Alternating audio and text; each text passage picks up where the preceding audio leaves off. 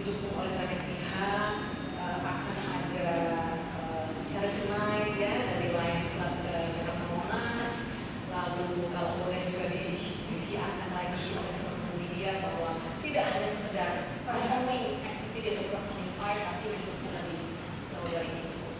Itu dari saya, Pak Alin, Mas Putut, monggo. Makasih Mbak Vivi. Dan selanjutnya Mbak Nuki Wijayanti, monggo Mbak. Ya, terima kasih Bapak Ibu sekalian. Saya udah kali ketiga ya untuk bicara masalah kostum. Sekali lagi Pak Vivi tadi Linda juga awalnya memang kita sebenarnya belajar. Saya sendiri juga belajar bagaimana sih membaca sejarah. Background saya adalah seni rupa dan kostum. Jadi saya membuat kostum itu saya harus belajar menari dulu. Gimana bahan yang mau dipakai tidak serta-merta saya membuat, tapi saya belajar menari dulu gimana sautannya seperti itu. Jadi saya belajar karakter, lalu saya belajar sejarah bagaimana ornamen itu dipakai. Jadi awal-awal memang kita harus belajar lagi tentang sejarah itu. Nah, kalau kita lihat di sini saya menggunakan bunga lotus, lalu tumpal. Sebenarnya pertamanya adalah lotus, tapi lotus itu saya ambil dari atas, samping, dan saya potong sedikit. Jadi proses juga seperti dulu. Saya lihat dari relief, lalu saya transformasi menjadi motif-motif yang sederhana. Saya tidak mengambil langsung, tapi saya aspirasi dulu. Artinya saya tidak memindahkan. Nah, barulah prosesnya banyak. Dalam proses itu pun ada cerita lagi sebenarnya, itu sangat seni rupa ya kalau dilihat. Baru diterangkan ke kain. Ini adalah yang edisi pertama, dimana ada cerita juga bagaimana membuat ini.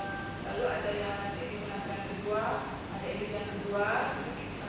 Saya akan membuatnya agak berbeda warnanya.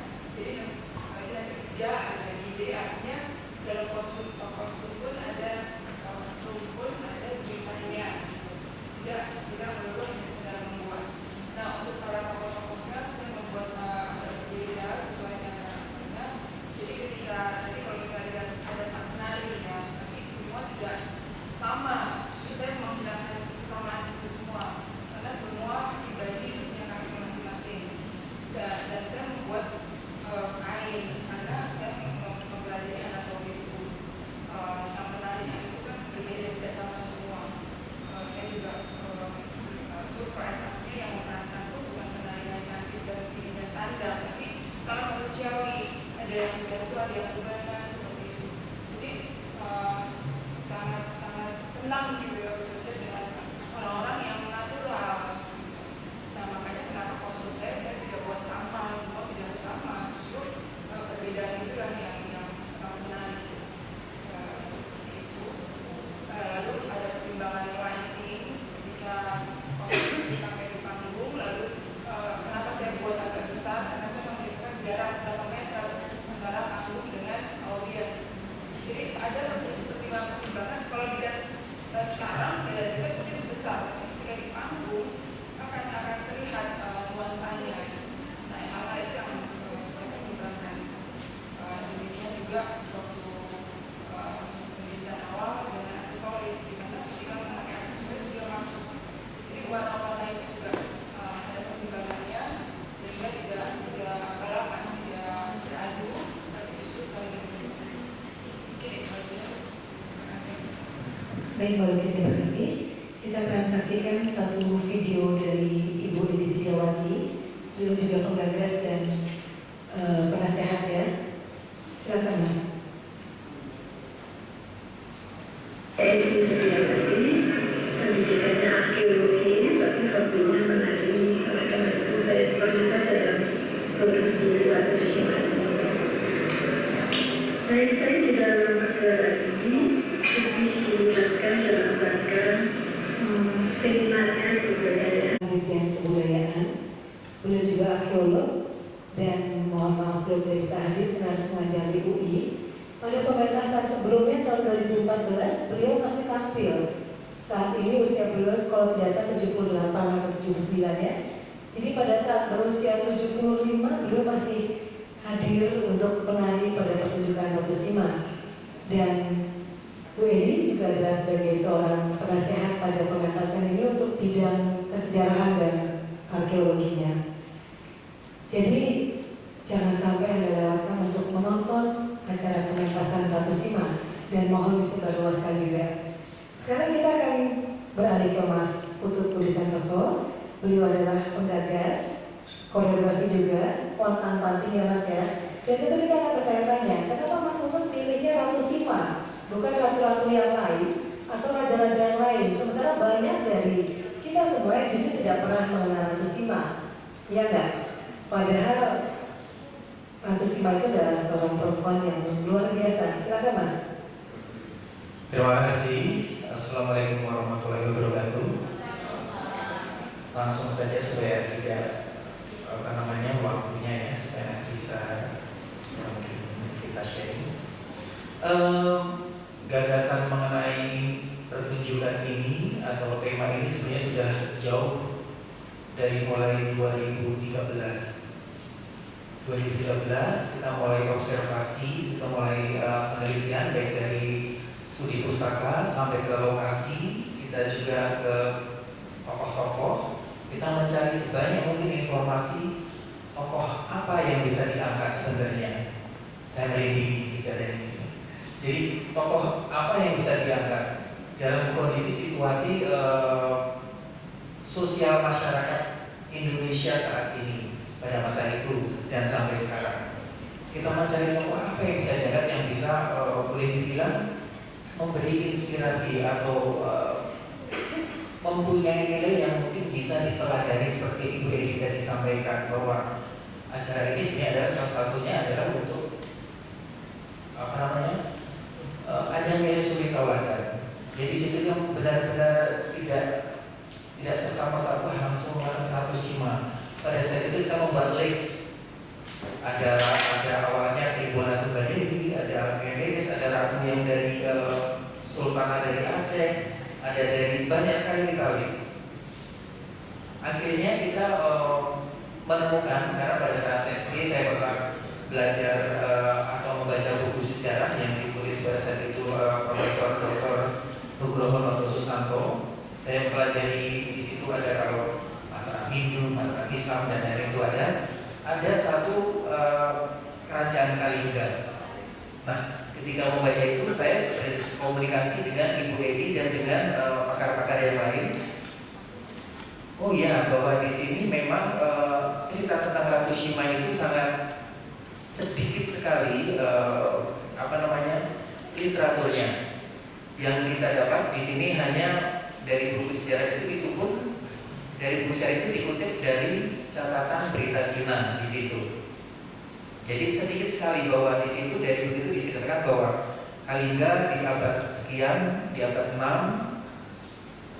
ratunya yang penguasanya pada saat itu adalah Ratu Sima yang dia mempunyai track record yang sangat baik karena di situ adil, bijaksana, penegakan hukumnya sangat kuat. Mungkin nanti kalau bisa googling atau itu akan terlihat di mana Ratu Sima akan keluar informasinya. Tapi yang paling penting di situ bahwa kita mencari yang agak ideal, bukan agak sih sebenarnya ideal. Kita mencari boleh dibilang sosok, mencari tokoh, mencari icon yang kita bisa tampilkan, yang kalau kita sebut bagaimana dia bisa menginspirasi anak-anak muda, anak-anak setengah muda, anak-anak setengah tua dan anak-anak tua bahwa ada loh di bumi yang mungkin sekarang kita sebut Indonesia ini ada tokoh yang dia sangat-sangat mempunyai nilai kepemimpinan yang sangat tinggi pada saat itu. Kalau kita sebut dari bahasa komunikasinya pemimpin perempuan yang sukses di masanya pada masa itu. Nah dari sana kita mulai mengembangkan kembali. Saya sampai ke Semarang, berjalan-jalan yang bertemu dengan banyak-banyak pihak bersama Bu Edi waktu itu ke Dieng, ke Prambanan, kita bertemu dengan Dinas Purbakala sampai ke Semarang. Jadi memang perjalanan itu memerlukan waktu dan masa yang panjang. Jadi kalau mungkin kita bisa melihat yang sekarang, ada kain, ada perhiasan, ada tampilan, bahwa itu prosesnya sangat panjang. Dan kenapa tema itu tetap kita pertahankan sampai sekarang? Mungkin itu pertanyaan pertanyaan yang langsung saya jawab walaupun belum ada yang bertanya. Jadi begini, tema ini kami bersama ya, karena saya tidak sendiri di sini, bahwa ini masih relevan dengan situasi sosial masyarakat saat ini, di mana bagaimana sosok figur pemimpin di negara ini saat ini sebenarnya kalau kita sebut, bisa tidak sih kita terinspirasi dari beliau, dari pendahulu kita yang boleh dibilang dia mempunyai track record bagus dengan boleh dibilang akhirnya bukan hanya disegani ya, tapi juga rakyatnya juga mencintai pemimpinnya bisa mencintai rakyatnya. Bagaimana ada trust, ada kepercayaan antara pemimpin dan rakyat. Jadi itu menjadi suatu kehidupan bernegara dan berbangsa yang baik di situ. Nah, berdasarkan itu semua, akhirnya kami kemudian kembali mengembangkan ke tahap berikutnya. Di sini kalau kita sebut pada masa 2014 itu adalah kita tampilkan Sima kembalinya sang legenda. Kita memunculkan sosok Sima dari kecil sampai dewasa sampai menjadi datu, itu perjalanan. Kenapa? Karena kita perlu memberikan edukasi terutama kepada penonton dan kepada kami sendiri, lingkungan kami terutama pelakunya, bahwa sosok pemimpin yang baik berarti dia mempunyai pendidikan yang baik, mempunyai latar belakang yang baik. Nah, itu perlu kita sampaikan. Jadi sebenarnya salah satu motivasinya adalah supaya ibu-ibu, orang tua, bapak-bapak, kakak-kakak dan semuanya bisa memberikan atau guru lah ya dan lain-lain, bisa memberikan nilai pendidikan, wawasan yang baik terhadap anak-anak muda sekarang, supaya kelak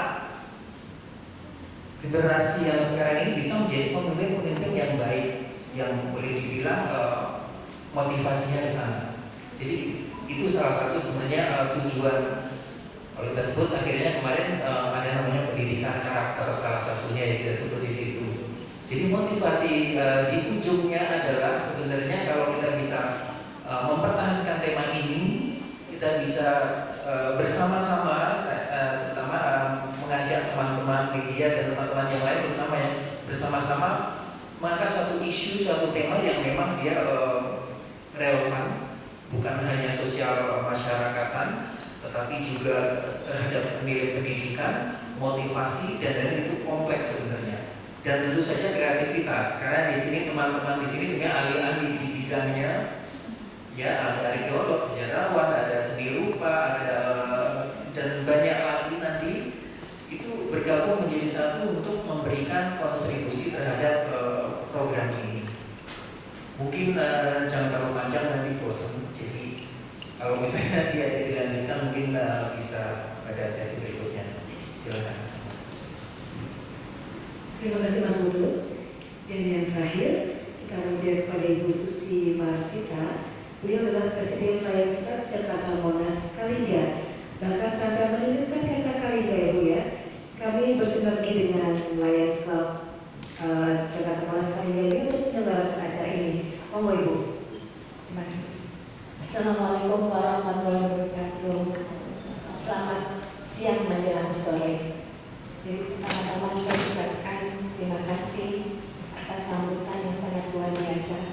Dan terima kasih juga saya atas nama Lions Club Jakarta Monas Kalingga mengucapkan terima kasih kepada khususnya Sifat Original Production yang mengajak kita untuk melibatkan Kalingga dalam kegiatan ini. Jadi mungkin sekilas akan saya jelaskan, saya berikan informasi tentang Kalingga. Jadi mungkin kami berawal dari terbentuknya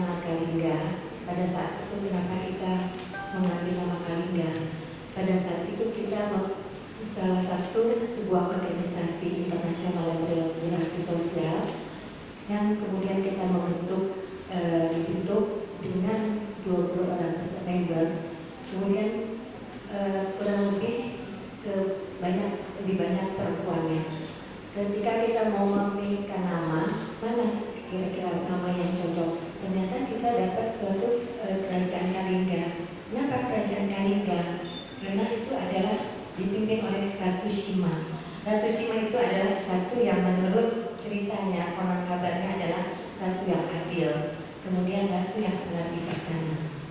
Karena di dalam struktur di Alliance itu juga ada struktur presiden, ada governor, ada presiden. Oleh sebab itu pada saat kita mengambil presiden itu kita analogkan dia adalah sebuah seperti Ratu Shima. Kebetulan presiden pertamanya Kalinga hadir di sini. Saya perkenalkan, ini adalah Laili Arifin. Ini adalah sebagai presiden pertama Kalinga. Nah, 4 tahun yang lalu Kalinga itu dibentuk sehingga saya adalah presiden yang ketiga karena kabinet yang pertama dan kedua dipimpin oleh presiden pertama Laili Arifin. Nah, kemudian salah satu misinya Alliance Kalinga itu adalah mengangkat kebudayaan. Di samping sosial adalah kita mengangkat kebudayaan. Oleh sebab itu, ini bukan merupakan suatu kebetulan, tetapi ini suatu merupakan yang sudah diatur oleh yang di atas. Bahwa kita punya satu misi yang sama. Artinya kita sama-sama bergerak di kebudayaan, kemudian Shiva Original Foundation juga mempunyai satu tujuan mengangkat kebudayaan dengan Ratu Shima. Artinya dua-duanya mempunyai seni yang kita perlu suarakan kepada masyarakat bahwa begitu banyak kebudayaan Indonesia yang sangat luar biasa yang perlu kita sampaikan kepada masyarakat. Jadi mungkin dalam kesempatan ini Kalinga akan karena mempunyai salah satu sarana mungkin kereta yang dapat memberikan menyampaikan informasi itu kepada masyarakat. Mudah-mudahan pagelaran ini dapat berjalan dengan sukses. Mungkin harapan saya ke depan apabila ada kelanjutan acara ini, sebenarnya Kalinga juga punya potensi penari-penari. Artinya karena tadi kita punya misi untuk kebudayaan, di Kalinga juga ada beberapa member yang punya potensi menari Jawa. Jadi kita bisa kolaborasi. Ya, jadi sebenarnya itu yang ke depan kita sampaikan. Jadi mungkin nanti kita bercharity karena dari kegiatan ini saya berharap juga sebagian dari yang didonasikan yang akan kita sampaikan juga kepada warga masyarakat yang membutuhkan. Jadi juga di samping kita mengangkat kebudayaan, banyak masyarakat juga yang memerlukan bantuan dan kita. Mungkin atas nama Kalinga saya ucapkan terima kasih atas kesempatan yang diberikan kepada kami. Mungkin itu saja yang dapat saya sampaikan. Assalamualaikum warahmatullahi wabarakatuh. Terima kasih Ibu Susi. Dan untuk teman-teman wartawan, saya mohon maaf ya suaranya agak sember sedikit. Tapi saya sangat semangat berada di tengah-tengah Anda semua. Bagi teman-teman wartawan yang akan bertanya kepada para narasumber kami, silakan. Kalau boleh nanti saya tanya. Silakan dengan Bapak Selma.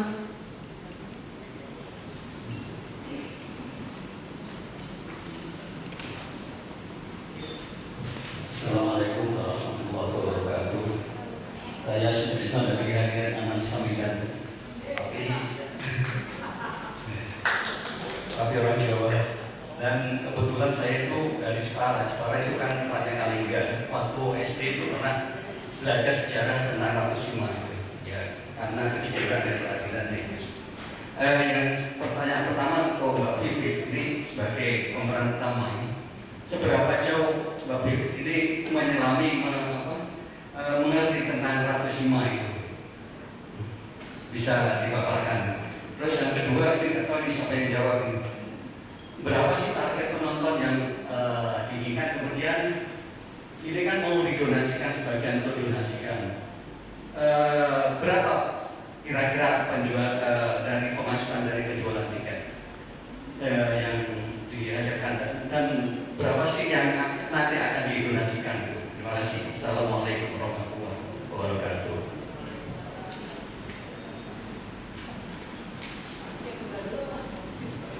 Baik, Mbak Vivi bisa langsung jawab ya Mbak ya. Mas Sutrisno, matur nuwun, kawulipun, orang harian Medan kok wong Jawa gimana Mas? Mas, ketemu lagi kita ya. Ditulisnya banyak ya, jangan lupa pasti loh ya. Mas, terus gini gini, kalau bicara seberapa dalam atau seberapa apa ya namanya ya menyelami terus kedekatan gitu mungkin ya. Membaca literatur, terus membaca pesan-pesan dari beliau ya, sungguh tadi Ibu Susi sudah sampaikan juga, Mas Putu juga sudah sampaikan, rasanya she's one of a kind gitu ya. One of a kind dalam arti bahwa pada akhirnya Ratu Shima harus menghukum anaknya sendiri ya, walaupun itu darah dagingnya, tapi karena darah dagingnya itu adalah warga Kalingga, itu kan penuh dengan komitmen gitu ya.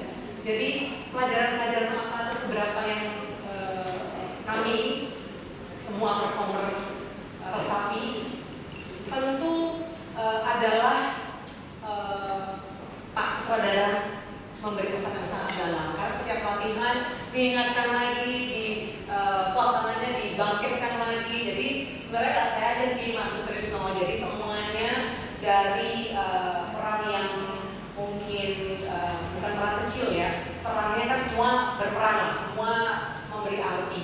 Tapi beliau dengan timnya selalu sebelum latihan, setelah latihan, sebelum latihan, pada saat latihan kita break, lalu setelah latihan duduk bareng, terus sounding lagi, menyampaikan lagi bahwa auranya yang dicoba diketengahkan begitu dahsyat gitu ya, kalau saya bilang training gitu ya, kalau mencoba untuk mengingat lagi gitu. Jadi semuanya sih Mas Kris, jadi gak saya aja sebenarnya kalau bicara seberapa kita tahu atau seberapa kita meresapi siapa Ratu Shima dan Kerajaan Kalingga.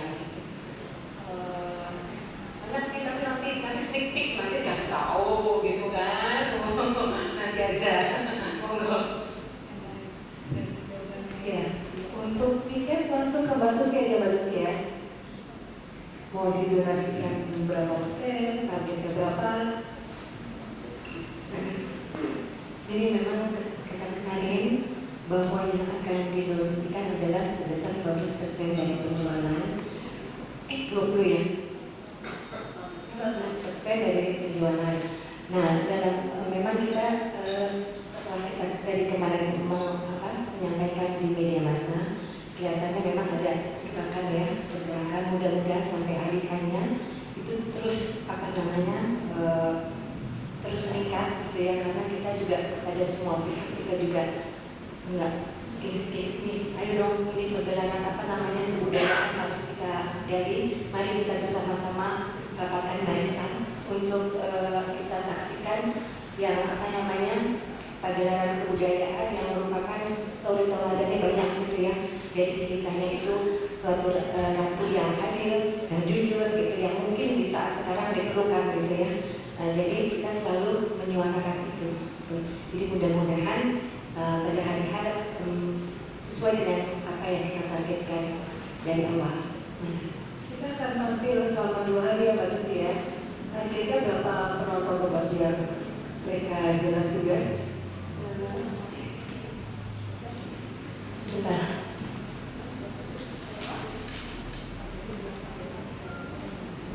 Penuh kan ya? Targetnya sih terisi penuh tanggal 30 sampai tanggal 1 Oktober dan 1 Oktober. Jadi memang kebanyakan memilihnya di hari Sabtu ya. Itu udah mulai banyak dari hari Sabtu. Kita juga mendorong untuk di hari Minggu, karena kita menyampaikan bahwa hari Minggu itu lebih pada penutupan itu lebih bisa seru ya. Jadi untuk itu kami mohon bantuan dari teman-teman wartawan untuk juga memfinalkan acara ini agar semua terisi penuh, dan dengan demikian makin banyak jumlah yang dapat kita sumbangkan ya Mbak Susi ya. Moga-moga semua bisa terisi penuh, semua baik penonton dan pelanggannya bisa dapat kita teladani bersama. Oke, untuk selanjutnya yang mau bertanya lagi? Ya silakan Bapak.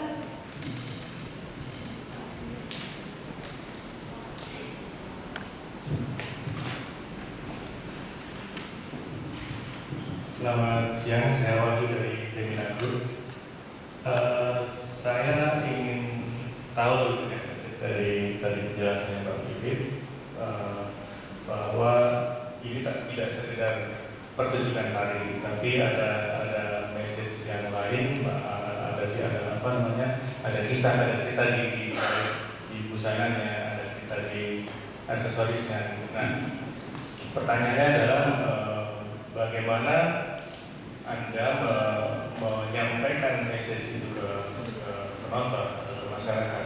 Kalau kita sekedar melihat pertunjukan aja kan ya penonton tahunya ya udah ini pertunjukan, tapi bagaimana Anda menyampaikan message itu melalui apa gitu. Yang kedua mungkin buat Mas Putut, ini tadi belum diceritakan sinopsisnya apa sih, ceritanya bagaimana, Ratu Sima ngapain gitu. Satu lagi ya, ini kan trilogi ya Mas, trilogi yang pertama tentang Ratu Sima, kemunculan Ratu Sima. Nah, yang kedua apa, mungkin bisa kasih bocoran dikit juga yang ketiga ceritanya. Ya. Oke, makasih. Mbak Fitri dulu ya Pak ya. Mas Wahyu Feminagro, wah sahabat-sahabat saya. Salam untuk Bu Pemret, Mbak Betty. Oke, Mas Wahyu, wah senang sekali. Tadi kami sempat diskusi juga, jadi sebenarnya pada saat awal memikirkan atau berencana untuk membuat suatu bukan pagelaran sebenarnya, program ya, itu beyond performing art, beyond pertunjukan. Jadi beberapa kegiatan sebelumnya kami punya kegiatan diskusi di Museum Tekstil, lalu ada beberapa pameran di Galeri Cemara. Kami alhamdulillah sangat senang sekali didukung oleh Ibu Indah dan keluarga ya, dengan Galeri Cemara yang sangat terbuka. Lalu ada juga Ibu Priyadi Prana di Galeri Hari Prana Kemang. Jadi sebenarnya beyond performing art itu adalah tidak hanya sekedar pertunjukan semata yang hit and run project, tapi sustainable. Jadi kegiatan yang berkelanjutan. Seperti apakah, sebelum saya ke situ, seperti apakah kami mencoba untuk mengkomunikasikan pesan-pesan itu pada nanti tanggal 31 Oktober. Tentu akan ada display. Tadi Mbak Luki, alhamdulillah Mbak Luki Widianti juga sudah tadi dulu research yang sudah lama. Lalu luar biasa, saya baru tahu tuh Mbak, jadi pergi ke relief dulu, terus bayang-bayangin dulu gitu, mungkin ya wow gitu kan. Relief panas-panas gitu ya, mikirin gambar seperti apa. Satu yang kedua ada Mbak Lia CS ya, dari Madusha Nusantara, yang luar biasa itu perhiasannya. Saya makanya aja berat banget itu Mas, itu foto itu kembropios bahasa Prancisnya. We have guests here, two Dutch. Hello, Paul and Mariah. Sorry, we're speaking bahasa. So I can show to you later. Jadi ada keterangannya bahwa ini bagaimana diciptakannya, lalu perhiasan segala macam. Mimpinya, yang mimpi boleh loh ya. Mimpi kan nggak diedit, mimpi kan nggak ada editornya. Mimpinya ketika negara-negara yang mempunyai maskot atau mempunyai icon gitu kan. Ini Ratu Shima yang di bawah yang ada tadi display itu. Kepengennya tuh anak-anak muda yang punya itu Ratu Shima. Ya kayak Barbie-Barbian gitu loh ya. Kan lucu kan? Nanti bisa diganti-ganti segala macam. Makanya ketika promosi di social media ada di Facebook, Twitter, Instagram segala macam, icon Indonesia. Harapannya bahwa kami pun nantinya akan punya merchandise. Jadi it's beyond performing art activity tadi, ada merchandise yang mungkin nanti ada bukunya dan segala macam. Jadi ketika nanti di gedung kesenian selain keterangan baju juga ada perhiasan, juga nanti tuh Mas, Mbak yang dari hadir sini bukan bahasa Jawa sih, ini bahasa Indonesia. Pertunjukannya, sehingga diharapkannya penonton mendapatkan pesan yang lebih real dan jelas gitu, sesuai dengan message-nya. PR kami masih banyak, tentunya harapannya kami tidak bisa sendiri ya, pikiran banyak, tentu network-nya juga juga terbatas dalam arti bahwa semua ini butuh dukungan yang sangat dari teman-teman media, dari tokoh masyarakat, dari buzzer, key opinion leaders gitu ya, endorser dan bla-bla-bla yang lain, bahwa intinya tidak berhenti sampai sini. Tadi nanti Mas Putu juga akan sampaikan seperti apa nanti yang Fukushima ketiga, mungkin keempat atau mungkin yang lain-lain lagi. Nah in between ada diskusi, ada roadshow gitu. Kebetulan saya bergerak di bidang remaja, cinta dengan dunia remaja, 20 tahun di media remaja, walaupun majalahnya sekarang sudah tutup. Kalau boleh curhat sedikit, tapi masih engage, masih berkumpul dengan remaja-remaja Indonesia. Dan secara pribadi, karena saya ibu 3 anak-anak saya udah ABG gitu ya, saya mempunyai message yang sangat dalam bahwa dimanapun kamu berada, bagaimanapun kebudayaan luar biasa asimilasinya gitu, you should be proud of your culture, you should be proud of Indonesian culture, you should be proud kalau dalam ini adalah Japanese culture. Jadi siapa lagi kalau bukan kita gitu. Jadi apa namanya, so what gitu habis itu gitu, roadshow, terus ada kegiatan ke sekolah-sekolah mungkin kerjasama dengan Kementerian Pendidikan dan Kebudayaan ya. Kita beberapa kali sih buat seperti itu di lantai berapa tuh yang kita diskusi ya. Kita mengundang anak sekolah yang beda ada tuh dan didukung juga oleh mereka gitu. Jadi berharapnya ini continuous, jadi tidak hanya sekedar manggung. Jadi bukan hanya performing arts, beyond performing art. Ini agent of change anak-anak ini ya, anak muda cantik ya toh. Ini izin sekolahnya nggak apa-apa, nanti bikin surat izin ya, karena ini kebudayaan wajib ya. Jadi nggak apa-apa, boleh. Nanti aku bilang Pak Sopan Andrianto itu temanku tuh, kepala dinasnya ya.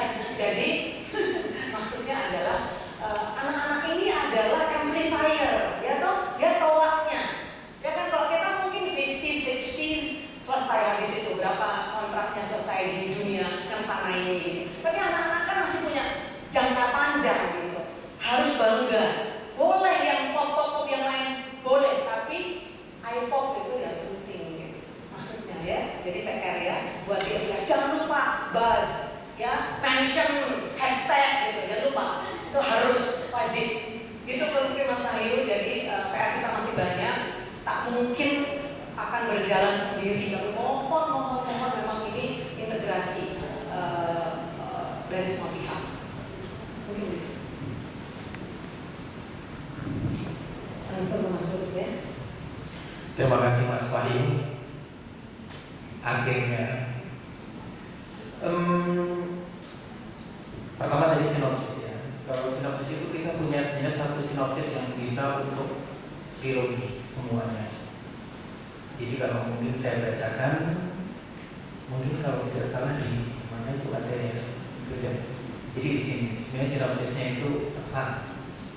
Kalau saya baca begini, aku datang dari masa lalu, melewati waktu ratusan tahun untuk mengingatkan anak cucu keturunanku. Apakah kalian sudah benar-benar merawat Kalingga? Itu yang pertama.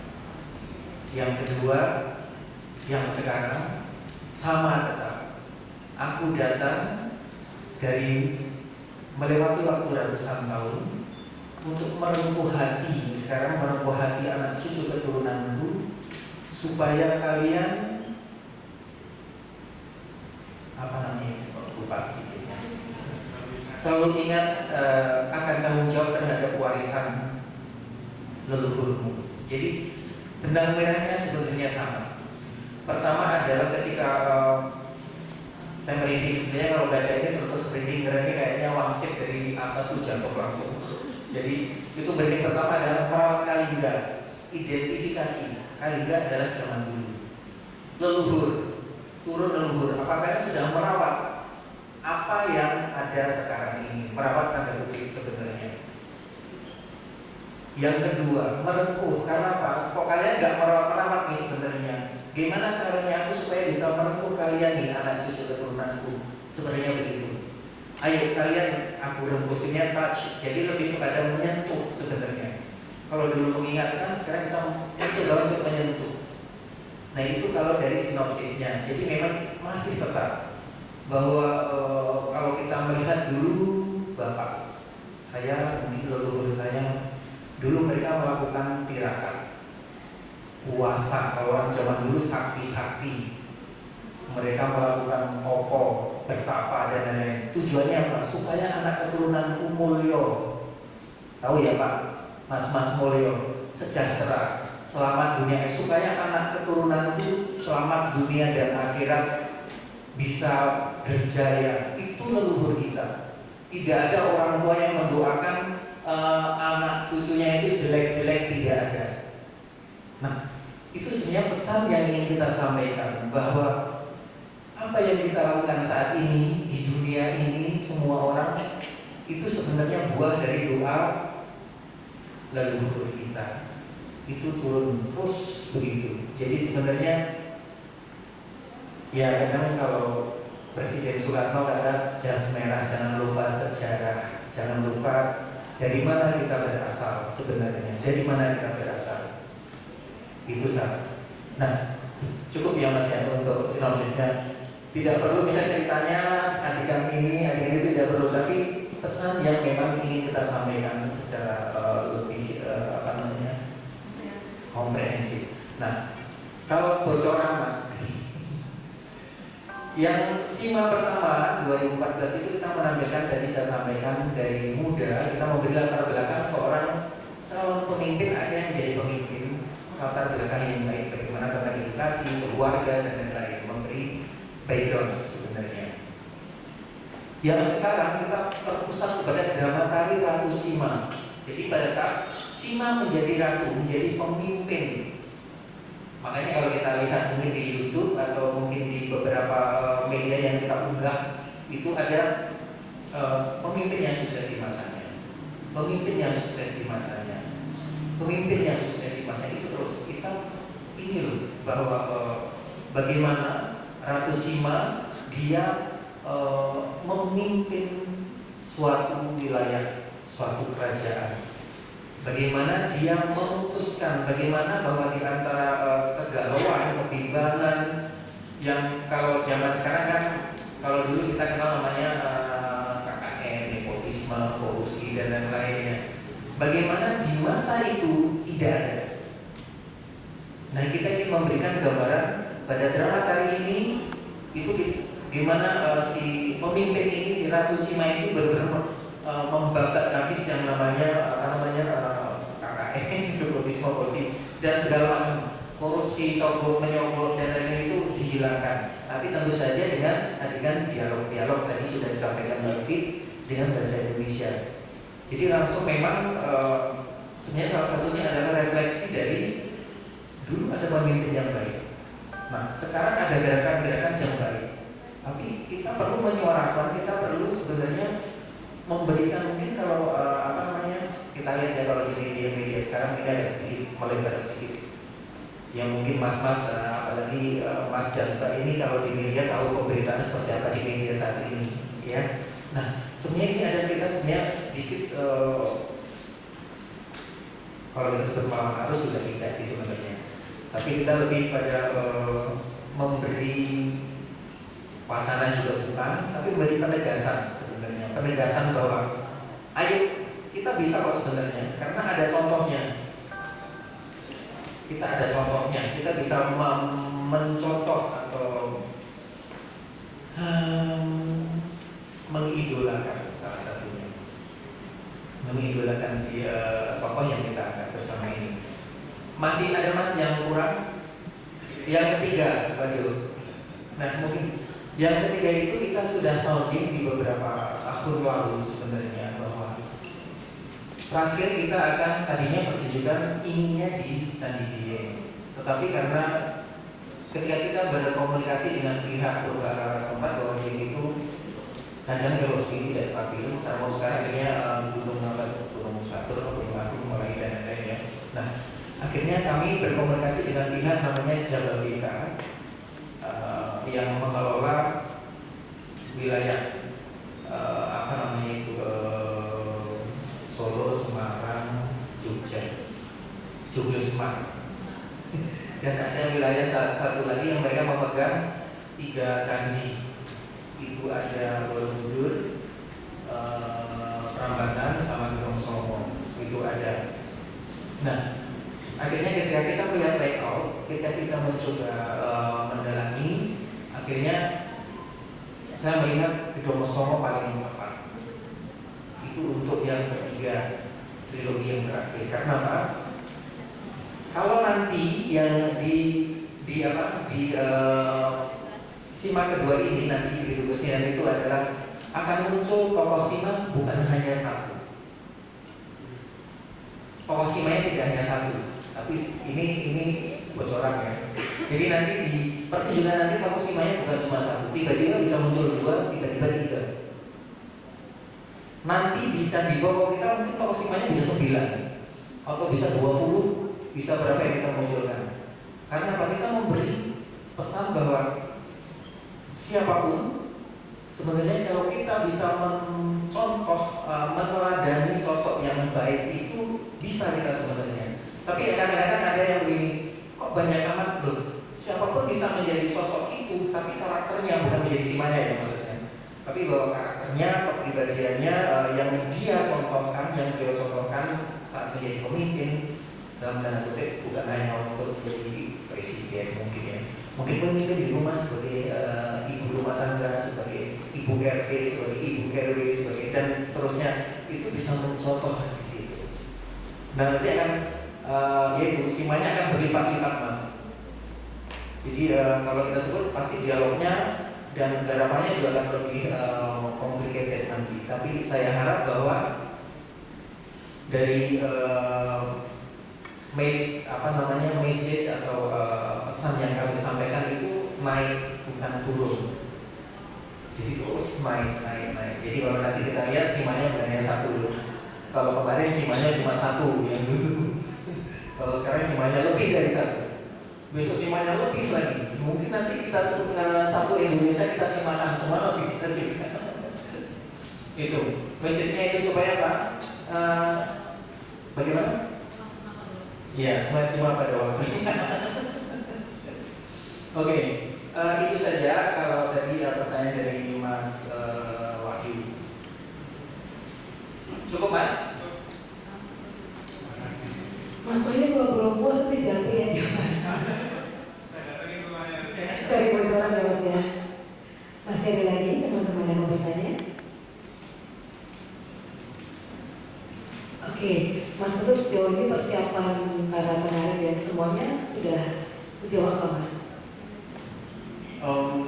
Saat ini persiapan sudah 80%, 80%.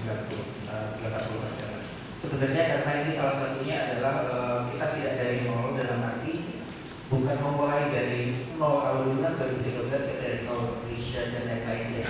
Tapi kalau sekarang kita sebenarnya sudah tinggal melanjutkan, kita mematangkan, kita bagaimana lebih tajam lagi supaya pesan yang ingin kami sampaikan itu bisa lebih bisa diapresiasi atau diterima ke masyarakat. Tapi mungkin juga perlu saya tambahkan di sini, jadi terlupaan bahwa selain didukung dari teman-teman yang ada di sini, bahwa pertunjukan ini ada didukung penata musiknya. Ada Joko Porong, itu salah satu lulusan dari Solo, penata musik, dan komunitas pemusiknya namanya komunitas Doroyogo.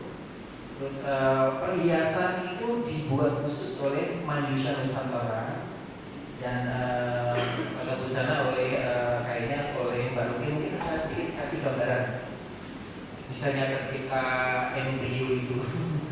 Jadi pada saat setelah memutuskan Sima itu dari hasil observasi akhirnya kita bertemu, kita meeting dengan Mbak Lutfi, dengan Mbak Terry dari Manjusha, dengan Mas Joko jadi kadang kita ngumpul bareng. Saya sampaikan bahwa ini loh konsepnya, ini konsepnya.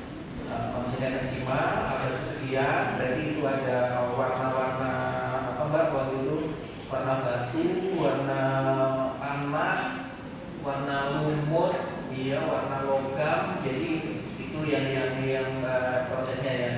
Termasuk dari perhiasan ada warna perunggu campur emas campur, jadi warnanya campur sebenarnya, jadi campur ya.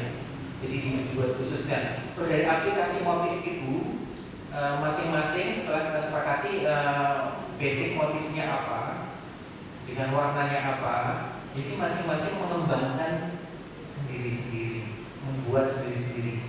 Jadi maksudnya sesuai dengan kreativitas. Sekarang mereka sudah ahli-ahli. Termasuk penata musiknya juga, bahwa musik itu karena garapan kita itu bukan klasik, bukan tarian yang di keraton, atau bukan tarian yang di mungkin kuda lumping dan lain-lain. Kita ingin membuat sesuatu yang bisa diterima oleh anak kecil, oleh anak remaja dan lain-lain. Ini harusnya bisa diterima.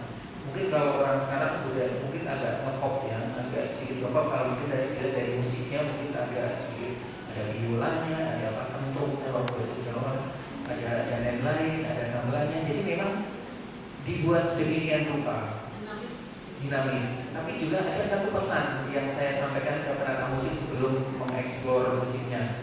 Waktu itu saya ingin ada musik yang sangat tua.